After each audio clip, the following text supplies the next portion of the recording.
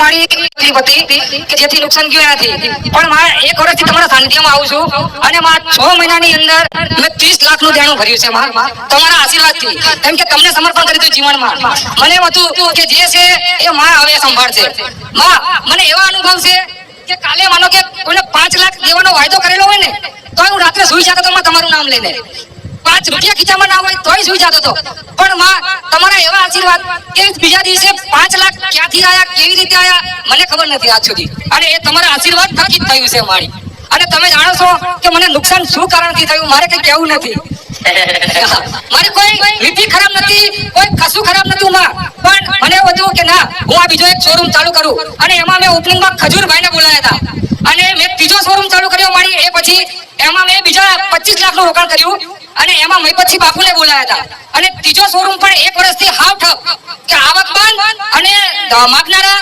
લોહી પી જાય એક શોરૂમમાં તો નુકસાન હતું જ ઓલરેડી 28 લાખનું અને ત્રીજો શોરૂમ મેં ચાલુ કરવાની ટ્રાય કરી કે એમ કરતા આ ભરાઈ જાય પણ એમાંય નુકસાન મારી મોબાઈલ અને ઇલેક્ટ્રોનિકનો શોરૂમ મારી પણ મારી આ 6 મહિનાથી હું 1 વર્ષથી આમ તો 5 જાન્યુઆરી મારે 1 વર્ષ થયું અને આ 6 મહિનાથી તે 12મા મહિના સુધી મારું 30 લાખ રૂપિયાનું 6 મહિનાની અંદર 30 લાખ રૂપિયાનું દેણું ભરાઈ ગયું છે મારી ભલે રામ રામ મારી રામ અને માં ધંધો સાવ બંધ હતો પણ માં દિવાળી ઉપર તમે એવો ધંધો કરાવી આપ્યો ને કે મારે જેને ભરવાના હતા ને એના ભરી આપ્યા અને અત્યારે માં હજુ થોડું છે એવું દેણું પણ તમારા આશીર્વાદથી પૂરું થઈ જશે બસ મારી સदैव તમારા આશીર્વાદ રહે તમારી ભક્તિ કરતા રહીએ અને માં શિહોરીનો મને ભેટો થાય બસ મને મારી શિહોરી જોઈએ એની કૃપા હોય અમારા કુળમાં શિહોરી માને મેરડી માં છે ભલે રામ રામ મારી રામ પણ મેરડી માં શિહોરી માં અહીં મોકલ્યા હા મારી અહીં મોકલીને ઉપદેશ સાંભળ્યા હું જ્યારે આવ્યો ને ત્યારે માં હું આવ્યો ને એ દિવસે રોયો તો અહીંયા માં અને આજે હરખના આંસુ આવું છું અહીંયા માં ભલે રામ રામ મારી રામ રડતા હો ને હસતા મોકલો એ જ મારો સ્વભાવ છે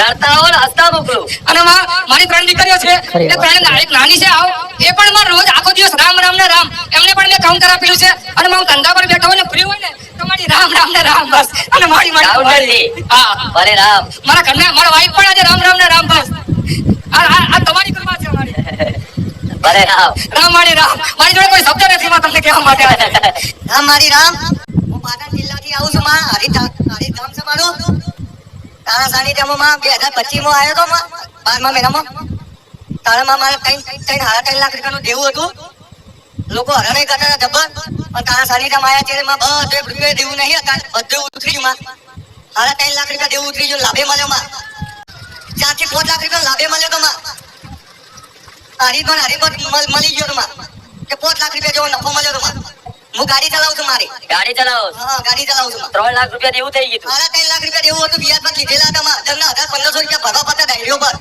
કેટલા ટકે લીધા હતા 5% માં ભલે રામ અને અહીંયા પછી પ્રાર્થના કરી હતી પ્રાર્થના કરી મારી બુન અમદાવાદ પહેરાયેલી છે એ રેત લઈને આવી હતી મારા કે તું ખૂંખાર મેલેડી મારી મોનતા રાખ હું મોનતાઈ નથી રાખી પણ એક વાર ભરવાનું ચાલુ કરી દઉં માં અને ધીરે ધીરે દેવું ઉતરી ગયું એવું ઉતરી ગયું તું માં અને ઉપરથી પૈસા મળ્યા તને પૈસા મળ્યા માં 2 મળ્યા 2 લાખ રૂપિયા નફો હમણાં બોલીને 1 વર્ષ પછી મળજો જે 1 વર્ષ આવી ટકી રહ્યા ને એના પ્રમાણે એનું 3 લાખ રૂપિયા દેવું એના માટે બહુ કહેવાય 3 લાખ રૂપિયા દેવું હતું ને રોજ 1500 રૂપિયા ભરવાના ડાયરીઓ મારે દે ને અને અત્યારે 1 રૂપિયા આવતો નહીં માં ખુશ છું ને અત્યારે તો ભાઈ માં બહુ ખુશ છું હું અત્યારે હમણાં પંદારે તો એલઈડી ટીવી લીધું માં અત્યારે 1000 નો તાપ વચન હતો વિચારો પણ હું તમને દર્શાવું છું કે એના પ્રમાણે એના 3.5 લાખ એટલે એના માટે 3.5 કરોડ હા માં એટલું જ હતું મતલબ પોતાની પરિસ્થિતિ પ્રમાણે એવું હોય ને હા એક વખત એવું થઈ ગયું માં કે ગાડી લઈને કેનાલમાં ફરવા જતો હતો માં પણ તારું પાવચન એવું હોભળ્યું ને પાછો વળ્યો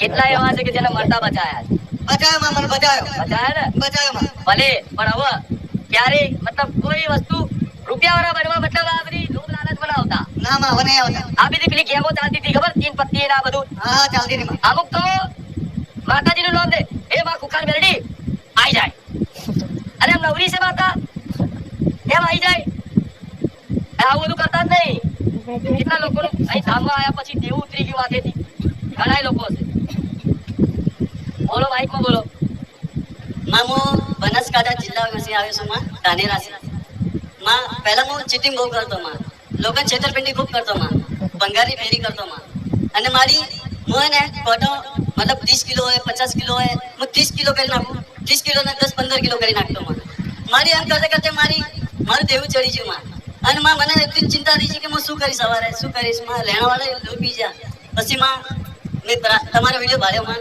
કે બેમાની છોડી નાખો, ચીટિંગ છોડી નાખો, તમારી માતાને ગમે નહીં આવું, અને આવું તમને ગમે તો તમારી માતાને ગમે આવું નહીં ગમે કે તો માં મેં પ્રાર્થના કરી કે માં આજથી ચીટિંગ બંધ અને માં આજથી ખોટો મારવાનું બંધ, ઈમાનદારી રાખીશ માં, તારા ભરોસે તું જે ખાલી તું જે ખવડાવીશ ખાઈશ માં, ભલે બે ટાઈમનો રોટલા કરીશ ને માં, એ ખાઈને હું આનંદ કરીશ માં, તારા ભરોસે.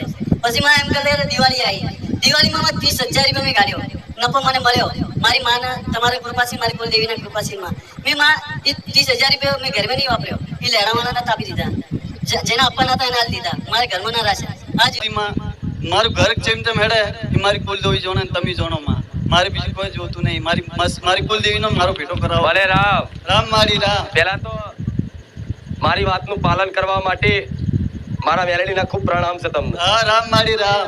મારી આ મમ્મીના રામ. વાત ના પકડી હા માં. નહીં તો પેલા બેમાની કરીને કમાતો તો કમાતો તો માં. તો શું થતું તું?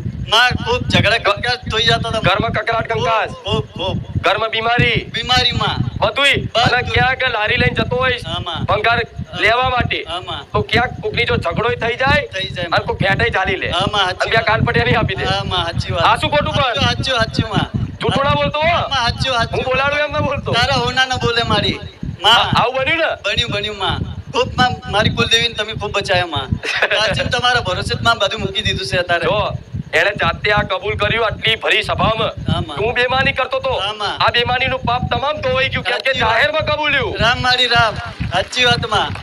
જા, મારા આશીર્વાદ છે. રામ મારી રામ. જા, આજ ભંગાર લેવા જાય છે, હા માં. મતલબ ભંગાર લેવાનું જાય છે ઘેર ઘેર, હા. એવો ધંધો છે ને? હોવે માં. પણ જા, તારી કબાડી ના ખોલ્યાનું મારું નામ રામ મેળવી મારી દે. રામ માં.